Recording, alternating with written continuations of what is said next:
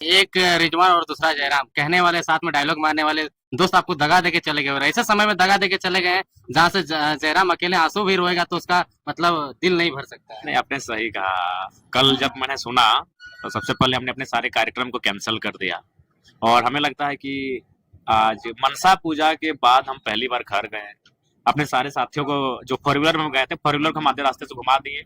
हम घर से बाइक मंगाए बुलेट। हम बोले नहीं, आज किसी के साथ हम नहीं जाएंगे, आप लोग अपना घर चले जाइए। और सही बात है, हम बुलेट मंगाए, बुलेट में बैठ के घर गए। कमरे को बंद किए और आंखें गिली थी। इसलिए गिली थी कि सवाल यही है कि आज मैंने अपने शरीर को गला दिया। मैं किस पे विश्वास करूं?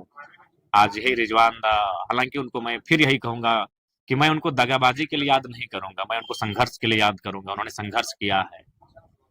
आज मुझे भी वो दिन याद आता है कि जब मैं वो तेतुलमारी के अपने मोहलेडी गांव में थे। पहली बार, आज से 2.5 साल नहीं, लगभग 2.25 3 साल पहले, उससे भी ज्यादा, 2-3 महीना कम कही कि 3 साल पहले मैंने उनको कॉल किया और उनको मैं अपने मामा घर लेके आया। क्योंकि उस समय हम लोग को मीडिया कवरेज नहीं करती थी। उस समय एक जितेंद्र ब्लॉग थे और रोहित ब्लॉग थे। उसके अलावा कोई ऐसा विषय, राजकुमार मंडल जी थे कभी कभी, और राहुल मोदक जी थे। उसके अलावा बहुत कम ही ऐसे चैनल थे जो हम लोग को दिखाते थे। तो मैंने, मेरा पेज का चैनल वो ठीक ठाक चलता था, अच्छा व्यूअर्स था। कोई भी हम स्टेटमेंट देते थे वो लगभग 1 लाख, 1.5 लाख, 2 लाख तक एक दिन में पहुंच जाता था। तो पहली बार उनको हम मामा घर बुलाए। हम मामा घर में रहते थे। मामा घर का नाम आमडी है। रिजवान भाई को खाटी पे बैठाएं और उसका हम शीर्षक भी दिए थे कि खाटी में बैठकर खाटी मुसलमान को सुनिए 1932 के खतियान पे। वो मेरा पेज था, वो चैनल भी नहीं था। नहीं, उससे पहले तक रिजवान जी को किसी चैनल ने भी कवरेज नहीं किया था। मैंने खुद उनको अपने पेज पे लाए कि रिजवान भाई आप बोलिए। तो फिर उन्होंने बोले और वो वीडियो हमको लगता है एट ए टाइम 80,000 व्यूवर्स ने देखा, और समय आते थे शायद लाखों पार हो गया था। तो मैंने उनको स्वयं निमंत्रण दिया था कि इस आंदोलन में आप मेरे साथ चलिए। वो चले, बहुत अच्छा चले। बीच में फिर वो अपना JKMM कुछ बनाए। हाँ, उसके बाद उन्होंने अपने समुदाय को गोलबंद किया और फिर वो हमारे साथ आए। बकायदा हम ही उनको लेकर आए। तो उस समय भी तो कटे हुए नजर आ रहे थे जब JKMM बनाए, उस समय भी आपने मर्ज कर दिया। हाँ, वो उस समय भी। उसके बाद हमने उनको लाया और यही कहा कि लोकसभा के चुनाव में आप हमारे लिए मेहनत कीजिए, विधानसभा का चुनाव आप तो लड़ेंगे ही लड़ेंगे। और बकायदा विधानसभा का चुनाव उन्होंने, बगोदर सीट को मैंने उनको प्रीफर किया था, इसलिए चूंकि वो उन्होंने 1 साल तैयारी किया था बगोदर से। जब वो JKMM बनाए थे उस समय वो बगोदर से ही तैयारी कर रहे थे। तो फिर हम बोले वो बेहतर सीट है, वहाँ समीकरण भी बहुत सुंदर फिट वेट रहा है। तो वह बोला फिर अचानक पता नहीं उनको कहाँ से ये आइडिया आया, या फिर किन लोगों ने उनको हिंट किया कि वो गांडे चुनाव लड़ेंगे, हॉट सीट लड़ेंगे जहाँ मुख्यमंत्री की अर्धांगिनी हो, राज्य ये लेवल में। उनका ख्वाहिश था। हाँ, उन्होंने ही मुझे कहा था। मैं गांडे के लिए कैसे सोच सकता हूँ? उनका घर बगोदर। हाँ, उनका घर मेरे ही विधानसभा टुंडी है। टुंडी में पड़ता है, लेकिन लेकिन हाँ, बगोदर में तैयारी कर बगोदर में तैयारी किए थे, साल भर किए थे तैयारी और अच्छा तैयारी किए थे। हम्म, तो मैंने, हाँ, मैं गिरिडीह तक हार्डली गया था क्योंकि गिरिडीह मेरे असेंबली, सॉरी, कॉन्स्टिट्यूशन में आता है। हम्म। तो मैंने गिरिडीह लोकसभा में, गिरिडीह विधानसभा उनको कहा था, क्योंकि वहाँ उनके समुदाय की आबादी भी 60,000 से ज्यादा है। हमारे समुदाय भी कुछ ठीक ठाक है प्रिटार्क में। तो मैंने उनको गिरिडीह तक प्रीफर किया था कि आप तो बड़े नेता हैं, आप चयन कीजिए। और मैंने उनको गिरिडीह, बगोदर, गांडे मेरे दिमाग में नहीं था। तो फिर वो बोले नहीं, हम गांडे से लड़ेंगे। तो फिर डिस्कस हुआ। हाँ, एक मजाक मजाक में ये हुआ कि आप तो, कुछ लोगों ने कहा कि आप तो हम तोर से बोलो चुनाव भर तो नेता रहो। कैसे ना, तो लड़ रहा मंत्री जी से, हम मुख्यमंत्री की अर्धांगिनी से। तो हम बोले ठीक है, आप लड़िए। तो फिर वो वहां गए। उसके बाद जो भी था बस इतना ही कहेंगे, जहां भी रहो दोस्त, खुशहाल रहना, सलामत रहना, अच्छे से रहना। और हाँ, यही, अगर आपको जाना ही था तो नॉमिनेशन से पहले जाना था।